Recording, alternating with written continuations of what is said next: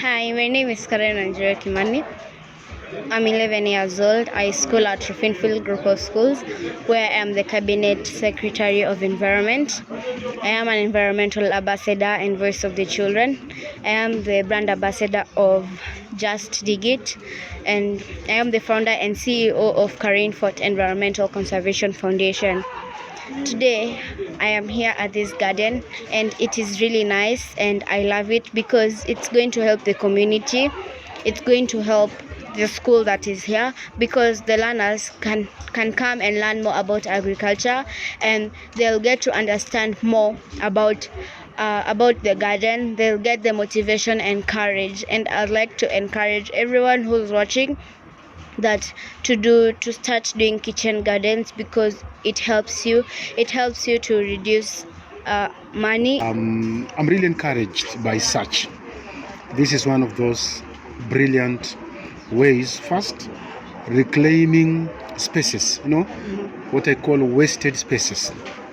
If you compare and contrast what was and what it is, you can really feel the vibe. And one, the choice of agriculture. We need to have sustainable livelihood, and agriculture is life. That's our source of food. And having such innovative garden is the way to reclaim, and I like to encourage them. They can reclaim more wasted spaces. We have a lot of wasted spaces here within Kibra, and I like to encourage these wonderful people to go for those spaces and bring to us life with such. Do you support the work? I 101% support this noble work here. And as stated, we need more of this, because this is a life-changing, this is an environment friendly, and this is an opportunity for people to also generate income. This is life and livelihood. Honestly, I think this is the most fulfilling project that I have been able to participate in for work that I ever did. So this started as a work project, as collaboration with MtaaSafi, and it evolved into a much bigger project than just for work. It's now more of a community movement, and I can't believe that in 4 months this place went from a dump site to an urban farm in downtown Kibra. Wow. Okay. It's great. Do you think that this garden will help the community and the children here? Absolutely. And I think not even in terms of crops to eat or to sell, but I think even more in terms of educating the community, educating the youth, the children. Where does the food come from? How do you grow vegetables? If you can start young enough with that, that's a benefit for your whole life. Mboga itakuwa available. Juu unaona kuna spinach, kuna onions, kuna wale waluya wetu tuko na terere hapa. So ukiwa free, kuja MtaaSafi, I think utapata everything yenye una need.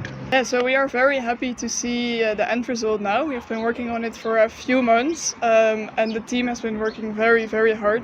So I'm super happy to be here now in like this lush green environment in the middle of Kibra. So we are very happy with everything. Is it a good project, and is it going to help the community? Is it going to help the children? And why is it going to help the community, and how is it going to help the community? Yeah, so I would say the easiest answer is that it will help in terms of food security. So we are now growing some food here as well that can be sold locally in the community, and it's grown in a clean environment, so we know that the food will be healthy. So in that sense it will help the community, but also we can use it for educational purposes. So for example, we can include children here, train them some things about agriculture, about taking care of your environment. So we're hoping that with those two ways it will benefit the community. The space we are now standing on was just a trench. It was actually used as a dustbin kind of, and the garbage was actually thrown through the tunnel here. And we thought of converting it to something usable. Now we put our minds together and came out with a plan where we would be able to construct a kind of urban farming. To the people who are watching, utilize spaces. Waste or trash can be cash. You can turn whatever that space or place is into a resourceful thing like what we are seeing here today. Don't waste. Do the best in that space. I would like to encourage children who are watching that do something small. Be a hummingbird.